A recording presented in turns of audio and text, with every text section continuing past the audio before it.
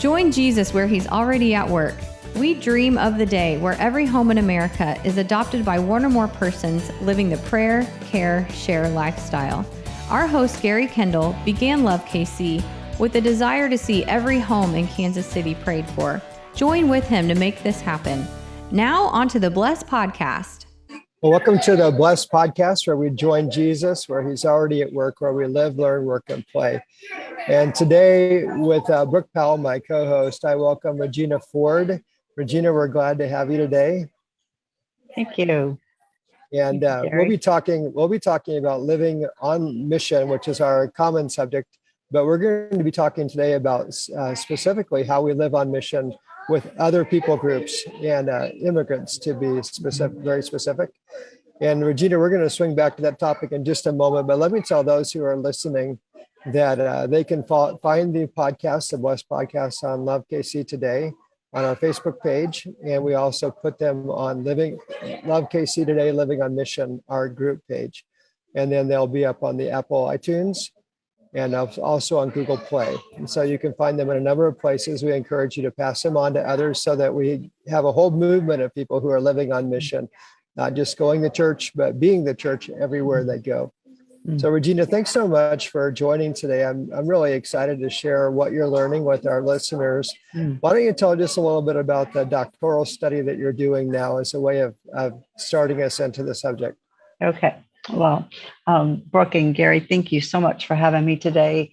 It's really true. It's all of us living on mission, fulfilling what God's given us, the task he's given us. And in some ways, it's different for all of us, but it's all the same in the sense that we're all on mission with God. So I'm working on this doctoral thesis, which 5 years ago, if you'd asked me if I would ever pursue a doctorate, my answer would have said I never even thought about it. But I really do believe God called me into this, and it's just been the most amazing journey because I've worked and lived in Kansas City for a long time, and I was on staff at a large church as the director of missional engagement. And in that, I worked on my own with a lot of immigrant and refugee communities here in Kansas City. And there are thousands of people here we've got South Sudanese, we have Sudanese, we have the Persians, we have Iraqis, we have Afghanistan, we have Syrians and Yemenis, and we have Algerians and all over from the Latin American countries.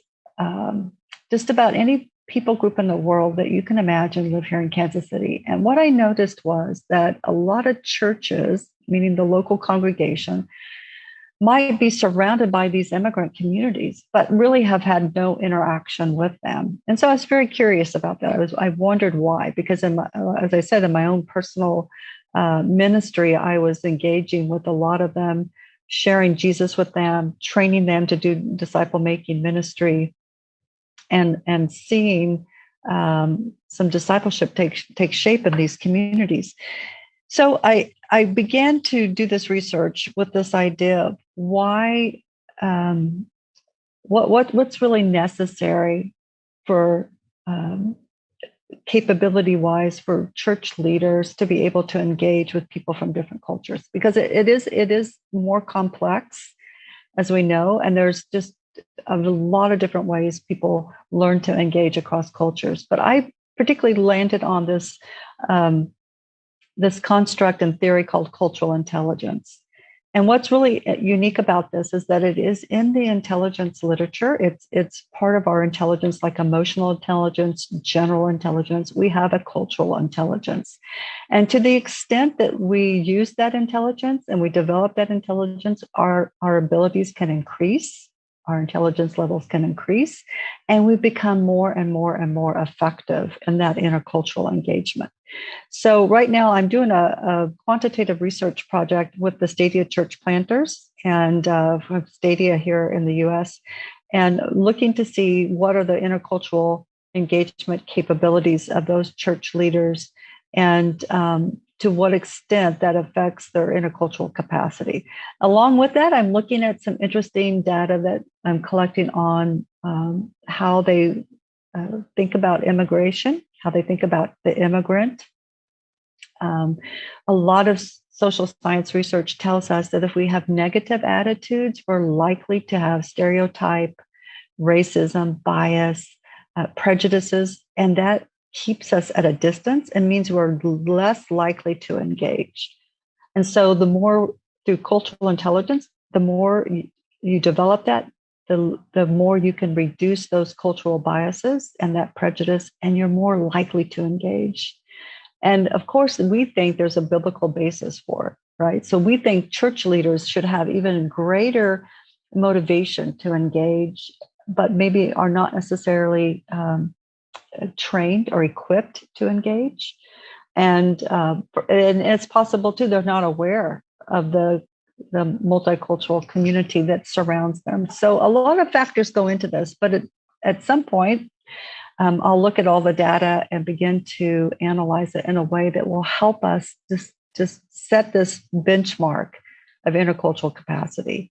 And once we establish a benchmark with this group, we can take this benchmark and use it for any of the other church leaders groups that we want to look at, any of the church organizations. So well, that's great, Regina. One of the reasons kind of an interesting why, study. Yeah, it is. One of the reasons why I'm fascinated by it is it's really about fulfilling the Great Commission, right? It is. It's just that so many times we've thought that fulfilling the Great Commission for us means we go to another place. Mm-hmm. Instead of thinking, oh, actually, they're coming here, we can reach them here. And in some cases, they're coming from places around the world where there's persecution or we couldn't actually take the gospel there. Right. So it's still Great Commission. It's still missions, even if it's staying in home.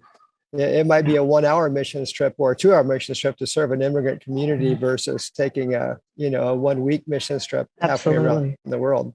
Mm-hmm, absolutely. When you talk about cultural intelligence, I have so many funny stories because my wife and I have been taking people overseas for 40 years. Mm-hmm. I grew up in Alaska, and in Alaska, I lived in Anchorage, and there were all kinds of different cultures up there. You might not would have guessed that, but there's 3 different kinds of Indians, Eskimos, and Aleuts. And then there's a large Asian population because it's not very far from China, Taiwan, mm-hmm. Japan.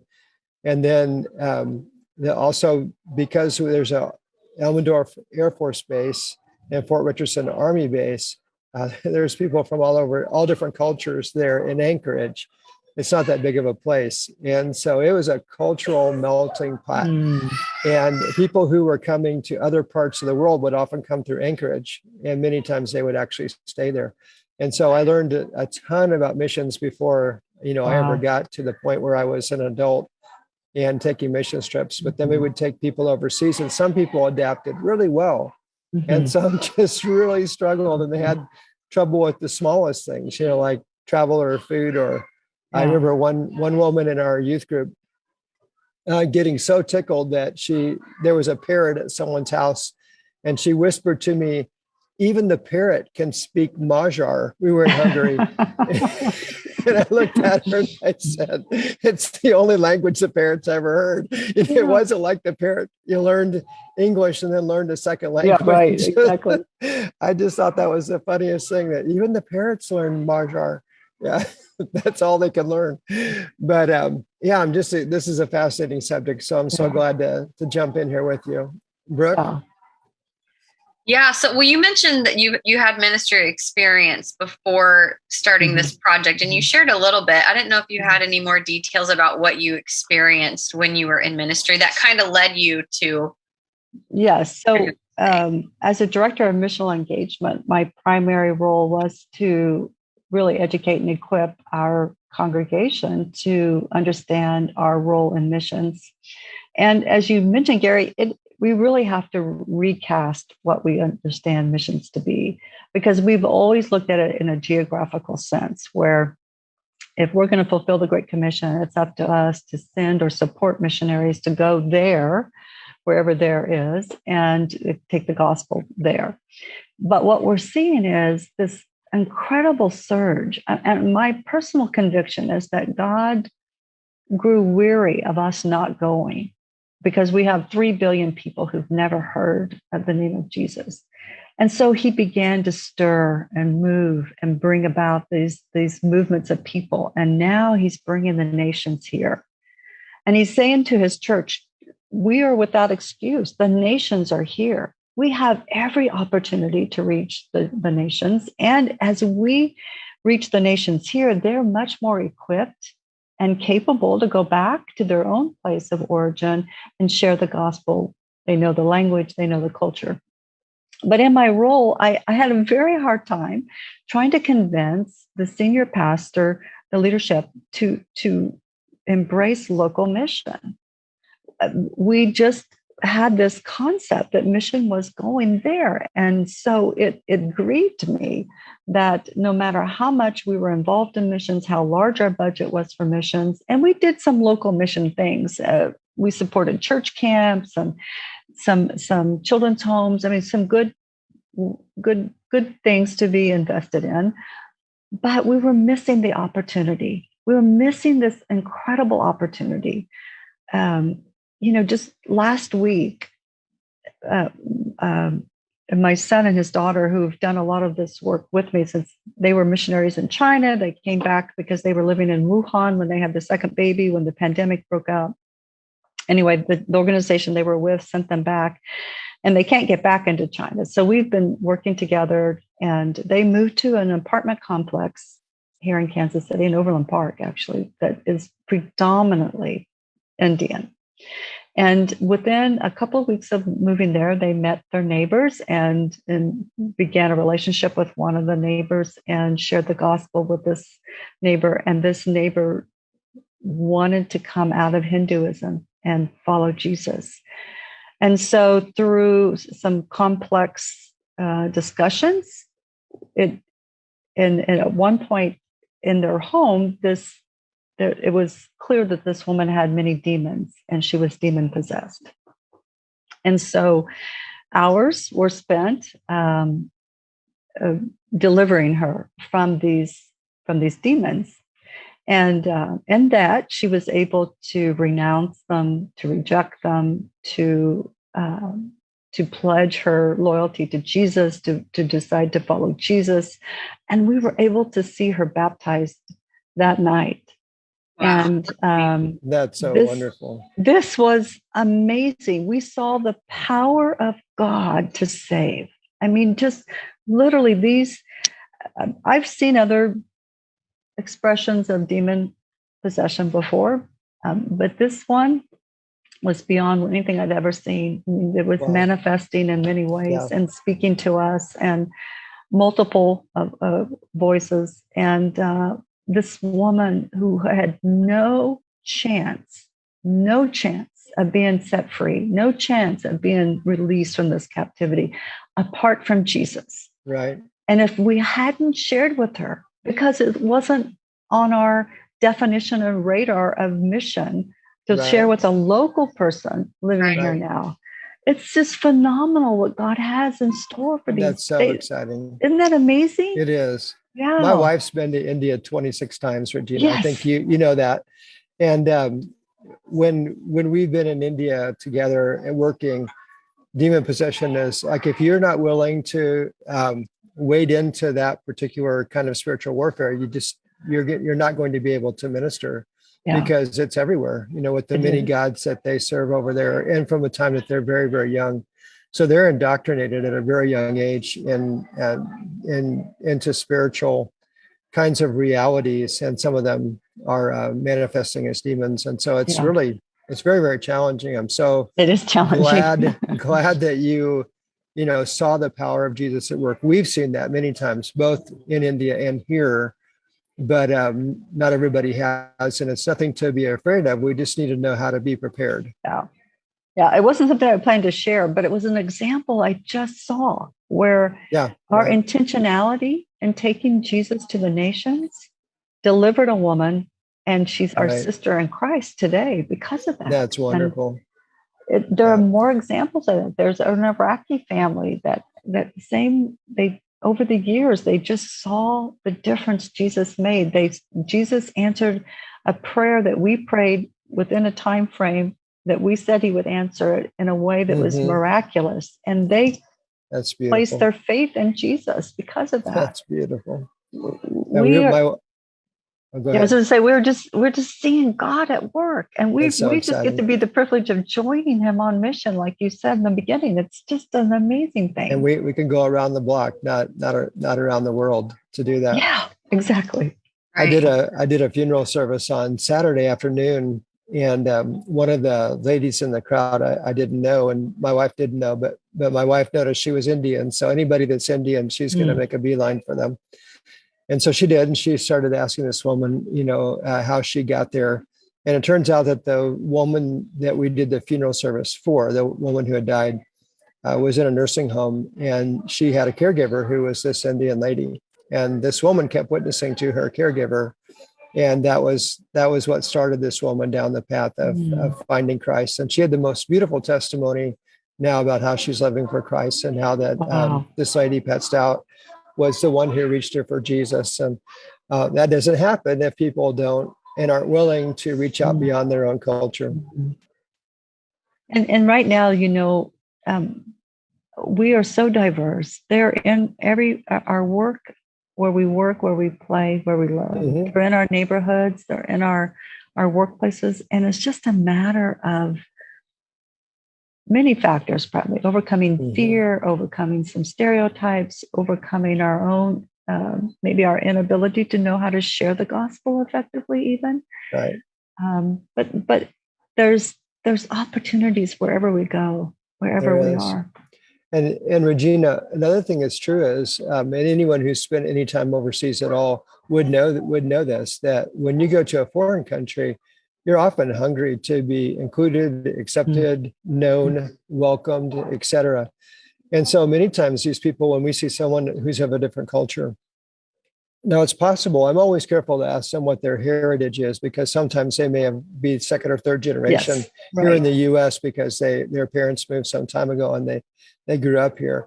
I've made the mistake of asking people before where they're from, when they'll say around the corner, and they've been here for generations. Their family is just a family that has a heritage, maybe it's an Asian heritage or something like that.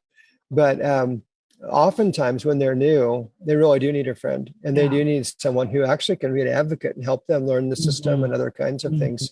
Yeah. And so by befriending people of other cultures, people who might not look like I do, I actually can begin to discern if there's opportunity for some kind of a witness here. And I was going to ask you, when you're talking to people in these days, other church leaders, other Christians who want to live on mission, what are some of the things that you say to them about how to engage these people groups? Do you have 2 or 3 things you say to people? I probably have, but I don't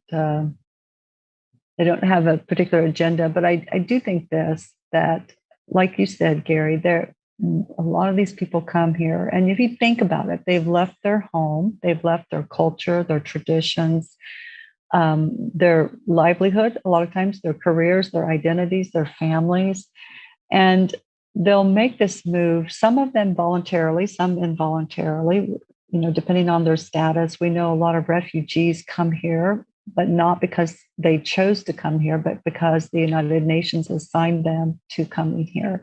And they're in these refugee camps all over the world because they're usually displaced people because of war or famine or persecution. So they're already living in these highly traumatized states, and then they're picked up from these intermediary places and brought to the US, and they have to transition here. A lot of times they don't know the language. They certainly don't know the systems, and they certainly don't know really even where to begin. Now, if they're a refugee, they have the first 90 days, they have a lot of support.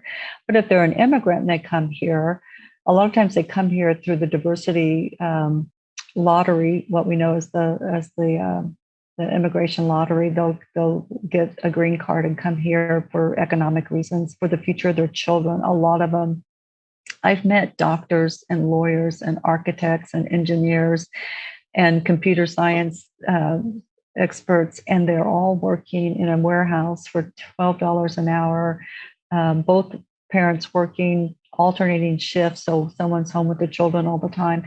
And they do that so that their children have a better future. And literally, they have no idea how to adapt and to adopt and to even understand our systems. And so a lot of times it's just loving your neighbor. It's just doing the simple task of introducing yourself to them and asking them their story. One of the most effective ways that I feel that I actually am able to communicate the gospel with someone, there are a couple things that I do. One is I ask them simply their story. Tell me your story. How did you get here? And almost always that opens up an opportunity for me to tell my story. And my story always includes Jesus. So from the very first time I've met someone, I have an opportunity to share my story, which includes Jesus. The other thing that I've done that I think is very, very powerful is that whenever I've met with them, and particularly if I've met in their home for the first time, or they've come to my home for the first time, I will just ask them if there's anything I can be praying about for them. And I will just let them know that I follow Jesus and that I would like to pray for them, and I would pray for them in the name of Jesus. And I've never had someone say no, even no matter if they're Muslim, Hindu, whatever, they've never said no to prayer. And if I go to their home for the first time, I often ask them if I can say a blessing prayer over their home. And again, explaining that I follow Jesus. So I think that we just need to dispel some of the stereotypes. And so I would encourage people, if your children are in school and you notice there's someone in that class who's maybe speaks a different language, or they look like maybe their name is from a different place, just get to know the parents, just get to know them as that. I think about the fact that we're all created in the image of God. We all reflect God, and we're all worthy to know Jesus. And Jesus is the best thing any of us could ever have and ever know. And of course, we want to share him with everyone. And so these people, oftentimes they are lonely and isolated, and they really just need a friend. They need someone who just cares and shows a little bit of God's love towards them. And more times than not, people will comment on how much difference they see in me or see in Christians because of the way that we love them.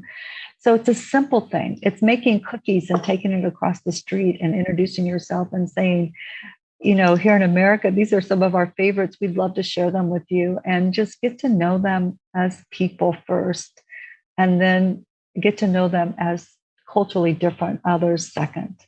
So that would be my one piece of advice, is to just to look at them as potential friendships. And then there's ways to help. There's always ways to help.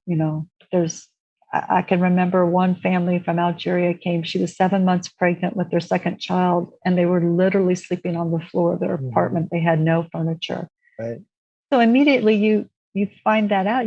There are ways to help. Oh, we need some beds. We need a sofa. We need, we need some things. And the community can come together on that. Some people may feel more comfortable providing some of these felt needs than they do with actually being able to get into these interpersonal relationships with them. Right. And so there are ways to connect to people through meeting felt needs. Mission Southside is a great way. It is. For those individuals, particularly in a Hispanic background, but there's lots of apartment complexes that they can, as church members or as believers, can adopt those apartment complexes and find ways to do community with them. There's other ways through just ISL, which is an international student organization.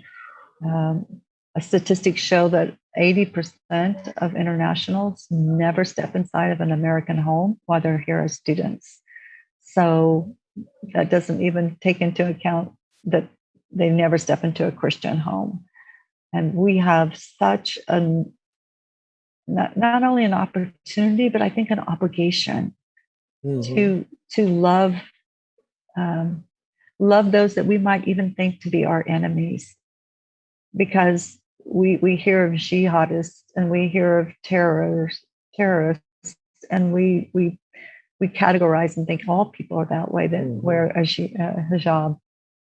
And if we can just move past some of these barriers, and I think God has such a tremendous calling for us to step into this and to love our neighbors, and particularly to love those who are different from us. Yeah, it's so good, Regina. I think about Tim and Deanne Garrett. I know you know them. Yeah, and right.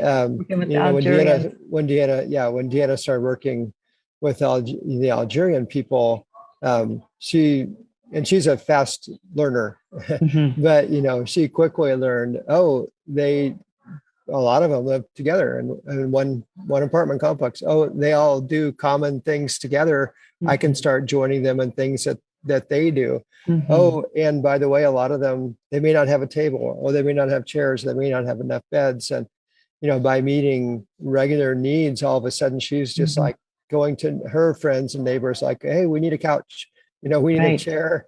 And as people found out that they could trust her, they started including her in other things that they did. And pretty soon, she knew 3 families, 5 families, 8 families. It just kept growing. And once they trusted her, then she became kind of like the go-to for American culture, for American holidays, for other kinds of things. And a whole ministry just was kind of born out of befriending, people from one particular people group. Exactly. Yeah. And that's a beautiful story, because it's the way we do it.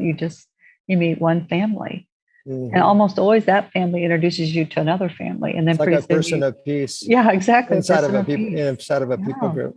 Yeah. And they're so welcoming, so hospitable. Right. I've had more meals prepared for me when I go.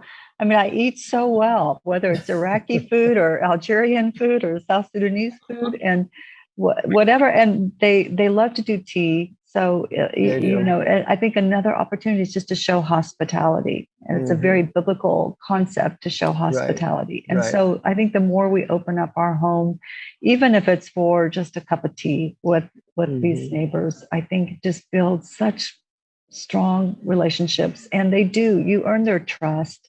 Yeah, and pretty soon they're confiding in you in some of their greatest worries and fears. And that opens the door for you to share the gospel, because I think we're wise enough at this point to know that it's not our human strategy that's going to win the world. It's not our human striving and work and intention and all that. It is the Holy Spirit leading us on mission with God and giving us those opportunities. And there's sometimes I don't say a word, and then later someone will come to Jesus and they'll say, it was that day that you did this that I was convinced. Or I'm not even trying to share anything particularly that day. I'm just having conversation, but something you said in that conversation made me want to know that God you serve.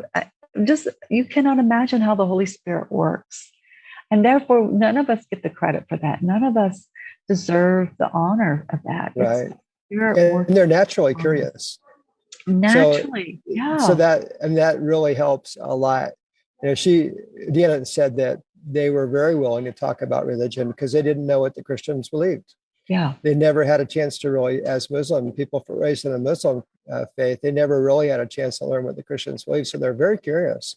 Very curious. They were willing to ask questions and talk and listen. And so it's not always what we think it is when we think about what missions might be. It's often a lot simpler. It's like you said, loving your neighbor. While we take a break, we encourage you to follow us on social media. Look for us at Love KC Today on Facebook and Instagram, and Love KC on our YouTube channel. You can stay in touch with us through Sunday night live prayer and our private group, Love KC Living on Mission. Search for the Bless Podcast on your favorite podcast streamer. Back to our program. But Brooke, you brought up a question to me when we were talking about the podcast before we got on, just about some of the challenges even in our country, the way people think about immigration. Can you share what you were talking to me about? Yeah, well, I just love everything you're sharing, Regina. And if we can get past some of these hindrances, we could take advantage of the opportunities that God has given us. So what would you say to someone who's listening to this right now? And like many Americans, they're not thrilled about the influx of immigrants coming over, because it's one thing to have someone come over on a student visa or they go through the legal process. But for thousands and thousands of people coming in every day, illegally, how would you encourage them to get past that? Because I think it is a huge roadblock for people. Yeah. And I think it's, what I think the phenomenon is that we have mixed our culture with our faith, and we're allowing cultural influences to shape our thinking. That's good. So what I want to remind people is that Jesus himself was a migrant. Jesus himself left his heavenly home where it was in perfect union with the Father and the Spirit. Wow. And he came to earth. He left what he knew and he came to earth in a humble form. And if God can relate to us in the sense that he understands the plight of the immigrant and the refugee, because his son did it. His son did it for us. It should bring us to a place where we can begin to imagine, okay, all of the illegal, undocumented, however you want to classify it, crossing of our border, there's still a humanitarian response. Right? What, as Christians, what if we could reimagine, what if the church was the response to that issue? Not the government, not new laws, not stronger border control, but the church. What if the church of Jesus Christ loved people unconditionally, accepted people where they are, right? We all want to obey the laws. As Christians, we're called to obey the law. But these people maybe aren't followers of Jesus. And so until you can help them come into the kingdom, then you can help them address their legal status. But right now, it's a humanitarian crisis, and we have a unique position and a unique opportunity to respond. It doesn't mean we like everything that's going on. That doesn't mean we turn a blind eye to the wrongdoings, to those who are coming across, who are coming into the country to do harm. Right. We don't have to like those things, and we don't have to agree with them. But individual to individual, they need Jesus. They need Jesus. And Regina, our duty is to share Jesus with them. Yeah. Yeah, I agree with you. About 10 years ago, the mayor in Olathe, at that time, Mayor Michael Copeland, asked me to help him begin an Olathe Latino coalition. And when I started working with Latinos in Olathe, I found out so many things I didn't know. One of the first things I found out is there's about 17 different countries represented if we use the word Hispanic or Latino, and they aren't the same. Wow. By any means. They're very, very different. Sometimes in language, always in culture, often in food. And I got a quick education about what South America is different than Central America. They have a hierarchy of you do. Who's on the top of that pile and who's on the bottom of that. But I learned that really quickly. But one of the things that I learned also that was super helpful in this whole thing is as soon as I began trying to help the people in Olathe have representation and have a voice, was I quickly ran into the immigration issue. And usually it was Americans who were the ones who were giving me the biggest hassle about it. And one of the ways I learned to talk to them was just to say, I think we should really try to have good border security. I think we should have laws, and it's fine to regulate how many people come into our country as a goal, and how they're treated when they come, et cetera, and all of that. But those are things that I can't solve at the moment. What I can do is I can love, and I can help, and I can be the hands and feet of Jesus. I can do that right now with the people that are in front of me. And I chose not to ask if they were, an immigrant, if they were here legally or illegally. I just cared about them as people, as if they were. And part of the rationale that I had was I look at the Old Testament and the New, and it's clear, and it's actually a dominant theme in the Old and New Testament to care for the widow, the orphan, the foreigner. These are regular sojourner, themes. The alien, exactly, the immigrant living among us. Yeah. Old and new. Like this is a very common theme, to the point that I think if you know your Bible well, you can't miss it. And so then it becomes like the question I ask myself more often than not is, I'm first of all a citizen of the kingdom of heaven. Mm-hmm. Secondly, I'm a citizen of the United States, and I'm going to try to be a good law-abiding citizen and make our country as strong as I possibly can. But I'm first of all a child of God, and so are the people I'm dealing with, and I'm going to treat them with honor and respect because they deserve it. They're children of God too. Mm-hmm. And so I took a lot of heat for that, and I worked in that role for 5 years, and just made some of the most beautiful friendships ever. And it's something I'll always treasure. But I often ran it, and it's funny to me that the Christians were just as adamant as non-Christians in many cases about raising how that, like, maybe we shouldn't be doing this because we're actually encouraging the problem. And I would just say, I'm not doing it. I'm not encouraging the problem at all. I'm loving people. And the problem is above my pay grade. I can't solve that problem today, but today I can love. Today I can be a witness. Today I can be an example of Jesus. Yeah. I love what you shared. Oh, go ahead. I just want to share real quick, and then I would love to hear from you too, Regina. I've been thinking about, how much hope there is for this situation that we're in today, just because God is God and he isn't surprised by what's going on. And so I just want to encourage anyone who's listening to ask the Lord for wisdom, because each situation is going to be unique in what they're facing. But I just want to challenge people, if you don't have hope, to ask yourself why and cry out to the Lord for answers and for hope, because God can, if he can make food miraculously appear, because some people might say, we don't have the capacity to handle these people or whatever. The Lord can make something out of nothing. And so really, I think it comes back maybe even to unbelief, or we don't want to believe. But you said, I talked to you before, Regina, and you kind of spoke to something Gary just said about, you're making the problem worse or this or that. Can you just speak to, because you said how when they do well here, we do well. So to actually believe otherwise isn't totally true. Mm-hmm. So would you speak into that? Yeah. So a lot of times when we have xenophobia, which is a fear of immigrants or feel threatened by immigrants or foreigners, it's based on these concepts that they are taking our jobs, they're ruining our economy, they're likely to have more crime. And what we actually see that happens is, if we can help the immigrant or refugee family climb out of poverty quickly and have economic sustainability. For instance, if they come over here, and there's a family I know right now who are from Algeria, and both the husband and wife were architects and engineers.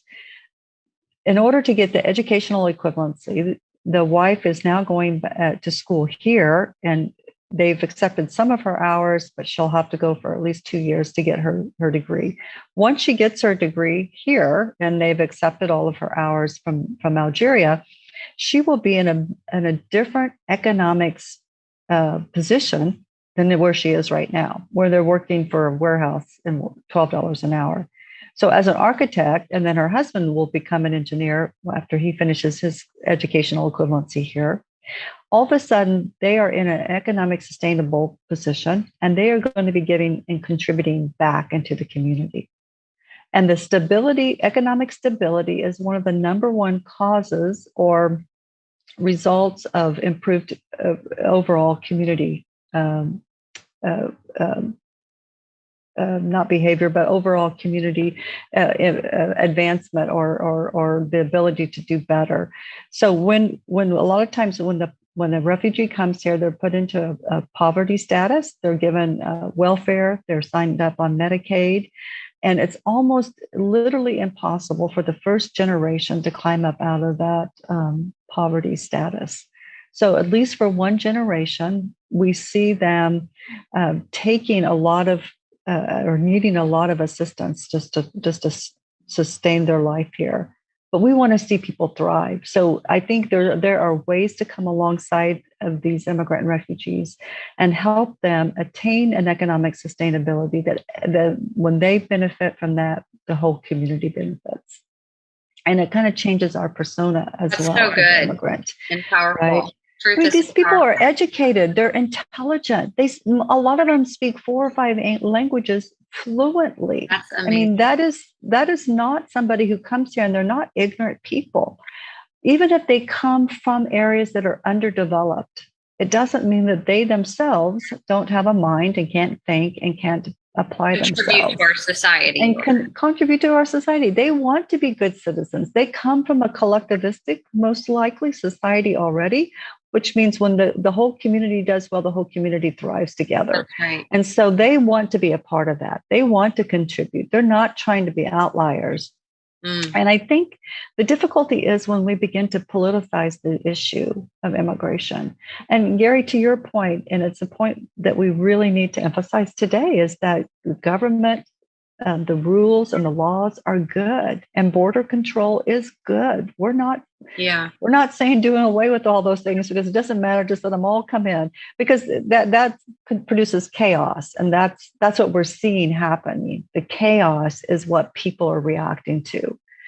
But once they're here, however they got here, I think the church has an opportunity, if not an obligation, to respond in love to those individuals and those families. We need to do better. We need to have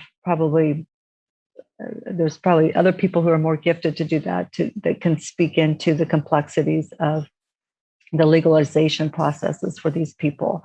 But apart from the undocumented, there are numerous documented and legally authorized immigrants and refugees coming into our country. And therefore, that would put aside the argument that the undocumented, okay, let's say you don't want to love them, but there's thousands and thousands. I think I read recently there's been 45 million immigrants settled in our country since, I think, 1970, somewhere in there. That's a lot of opportunity. A lot of opportunity. Frankly, how do you know the difference if someone is legal or not? You're not, unless you even start talking to them. And I mean, so I think that's the politicalization of it. I mean, there's some political, really strong feelings about this, and I recognize those. I know it's hard not to take a political line on some things, but like you said, Gary, above and beyond all that, we're heavenly citizens, and we're called to live in a way of kingdom life, not American culture. And I'm going to get in trouble for saying that, but I really do think we blur those lines. I'm already in trouble with you, Regina, on that one. So I'm on record for being in trouble on that one. But one of the illustrations I would use is in Revelation 7. It talks about this picture of the Father on his throne, and the all nation, language, tribe, and tongue gathered around him, and worshiping together. I say, if that's the picture of heaven, then we need to start preparing for heaven now. And this is what heaven is like. This is obviously he gets to choose. The Father gets to choose what heaven is like, and if that's the way he's saying he wants heaven to be, then I want to try to replicate that picture on earth as best I can. And so that was a large motivation. Another thing that I would say to people is that the immigration system in the United States is very broken. As I dug into it a little bit more, some of the people that are here, they have been trying for years and years and years to get through the red tape of the immigration system, and it's very, very broken.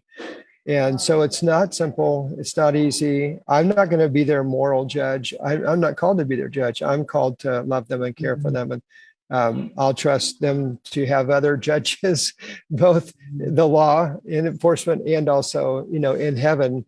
But I didn't want to get caught up in that so much that I couldn't just be available to love and be an agent of God's love. Regina, as we're kind of getting to the end of our time, I did want to ask you, when you finish this doctoral study, is there a particular application you have in mind for it, a way to maybe disseminate to others what you're learning? Yeah, I'm still trying to discover what God's purposes in this, but I think one of the things I recognize very strongly is that we will be able to say without a doubt for the Stadia Church planters, here's the benchmark. Here's where you are.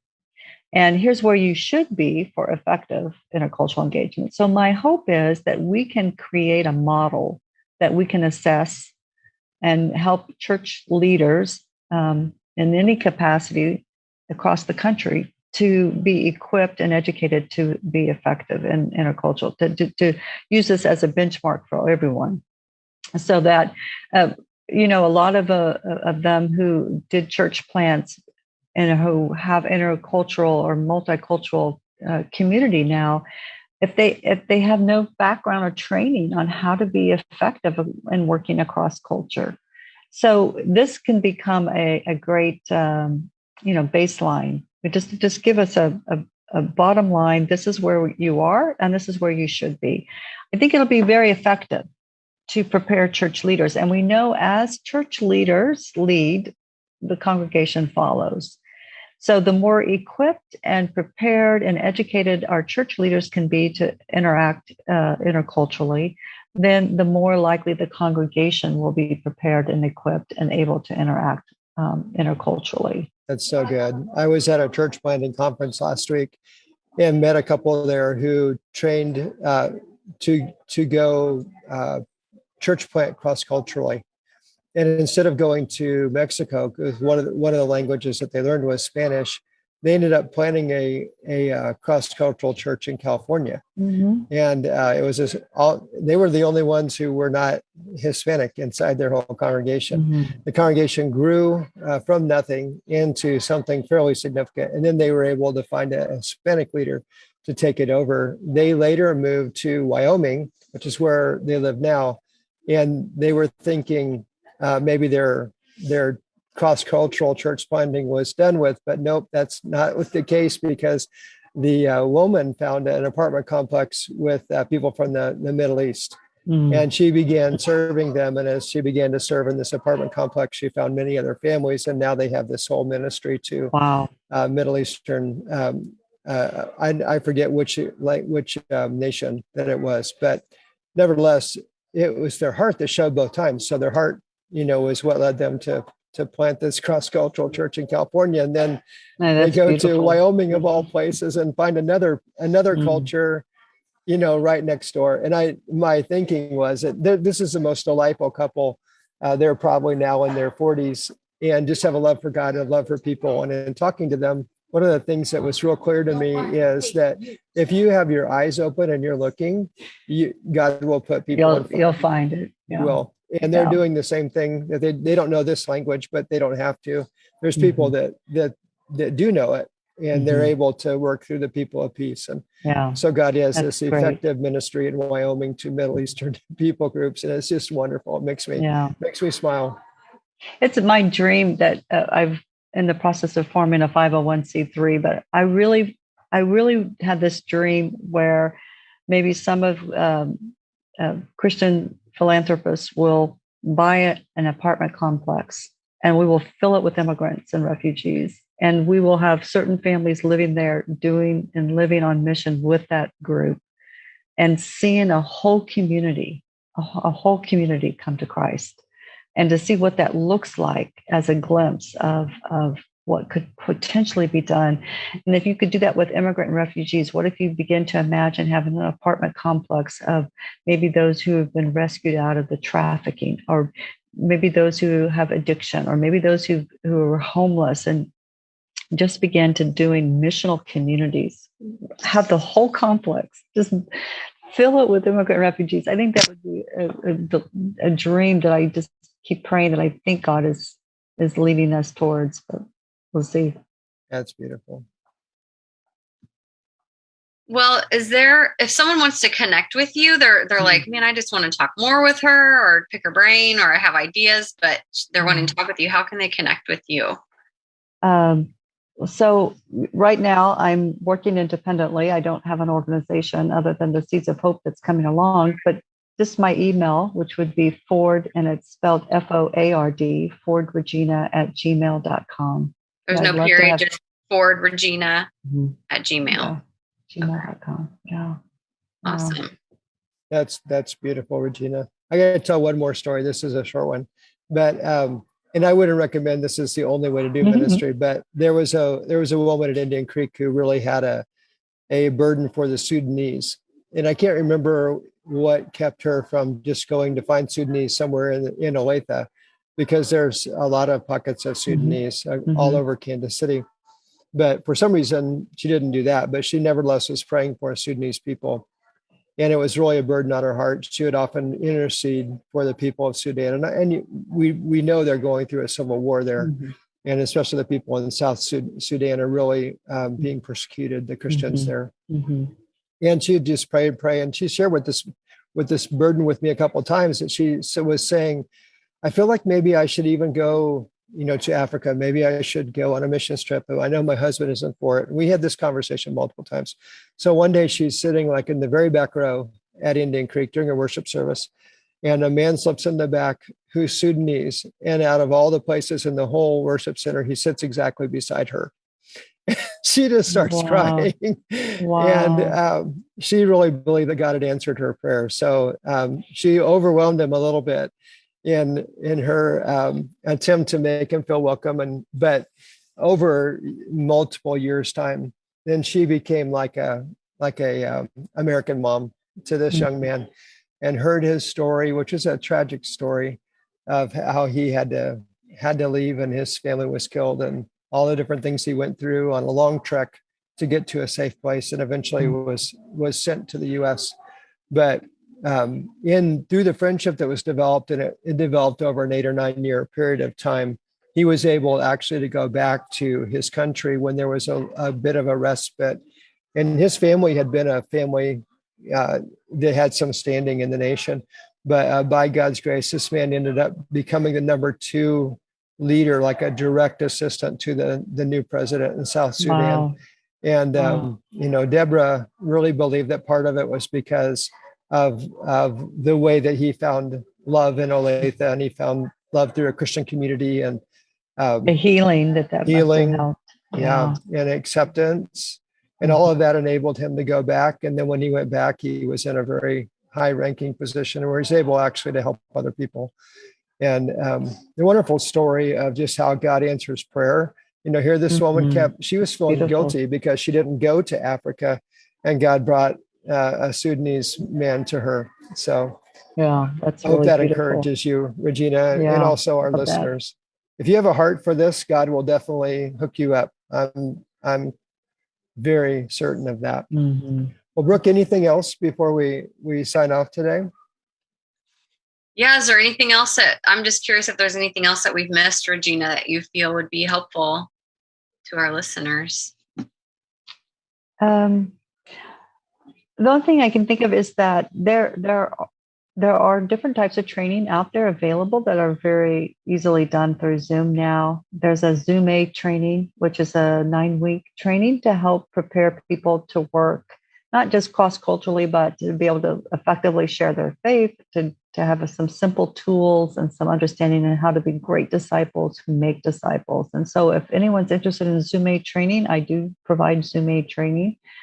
And I would definitely encourage anyone who's wanting to work with someone from another culture to seek out this training. I think Casey Underground has some missionary pathway training that's very similar to Zoom A, but to prepare themselves so that they are effective, because ineffective cross-cultural communication can cause more damage and harm than if not being engaging at all. So definitely find some way to be trained, but it's free, it's easy. It's just takes a 9-week commitment to do the training. Is it Zoom 8 or Zoom A? It's called Zoom A. It's a Greek word for yeast, and it's Zume.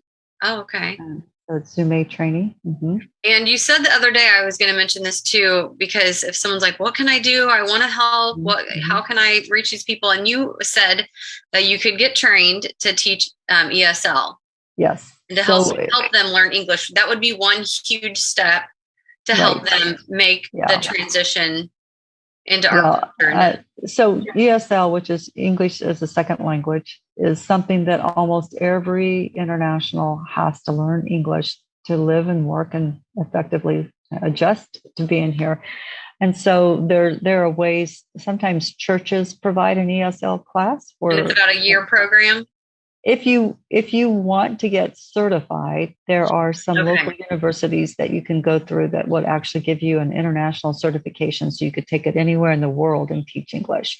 Awesome. But if you just want to do it as a way to do ministry, there's ways to just basically, people use the Bible sometimes just to teach English. So there are different ways and different approaches, but it's a great way to engage with people and to begin forming those relationships. I would love to get certified. I think that would just be an amazing way, something I could do to help and contribute. Yeah, and it's a huge need. There's another probably secondary need along that line is just adult literacy.